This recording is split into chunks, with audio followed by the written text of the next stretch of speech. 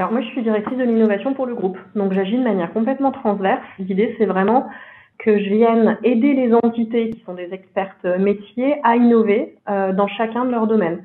J'ai une vue globale et il faut que je sois en capacité de vulgariser technologiquement vis-à-vis justement de faire ce lien entre les experts et les non-experts, mais je ne suis pas chercheuse en intelligence artificielle ni en cryptographie.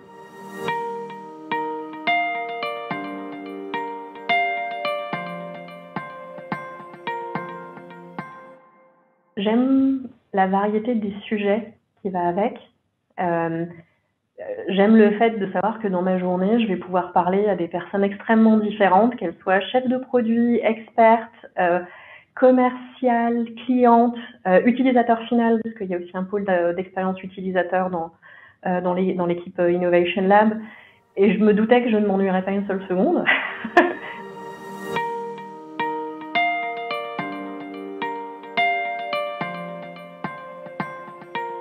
J'ai eu un baccalauréat scientifique, ensuite j'ai fait une classe préparatoire maths physique et suivi de l'école de l'ENSIMAG, en fait, du département télécommunication de l'ENSIMAG à Grenoble, avec aussi un master de recherche en génie logiciel que j'avais mené en parallèle. Jusqu'à la terminale, je voulais faire médecine. Donc je me suis même inscrite en faculté de médecine et j'ai eu mon professeur de maths de terminale qui m'a dit « Tu ne sais pas ce que c'est que la classe préparatoire, mais je pense que ça te plaira beaucoup plus ». Et du coup, je me suis lancée et c'est vrai que j'ai découvert quelque chose qui était très très différent des mathématiques au lycée, quand même, dans la vision plus globale, dans la manière d'être présentée, qui m'a énormément plu. Et la filière ingénieur, j'avais vraiment pas envisagé ça jusqu'à la dernière semaine avant le dépôt des dossiers pour la classe préparatoire. Et à l'époque, c'était des dossiers papier. Donc il fallait faire remplir par tous ces professeurs, etc. Et j'ai rempli mon dossier en une semaine en demandant une seule classe préparatoire dans ma ville, et dans la ville de Lyon. Et puis j'ai été prise.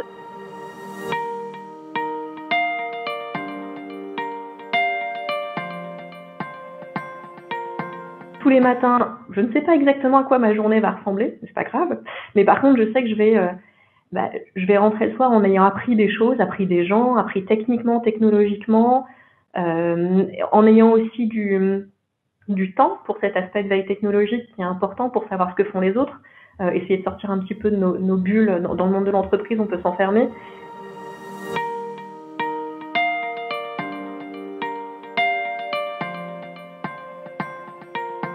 La vie est faite de plein de choix. Si on les fait en ayant confiance en ses capacités et en se disant que de toute façon, on va se tromper, c'est pas très grave. Au pire, on revient un petit peu en arrière et on continue à avancer.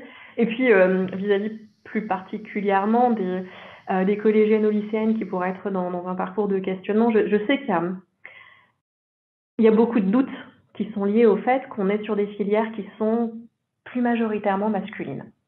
Et que ça peut faire un petit peu peur, non pas parce qu'on n'a pas les compétences intellectuelles pour le faire, ça déjà, si on travaille sur ses passions, sur ce qu'on aime, peu importe si autour de nous on a 75% d'hommes ou 85% d'hommes ou le contraire, ce qui compte c'est de s'écouter et de faire ce qu'on aime, vraiment.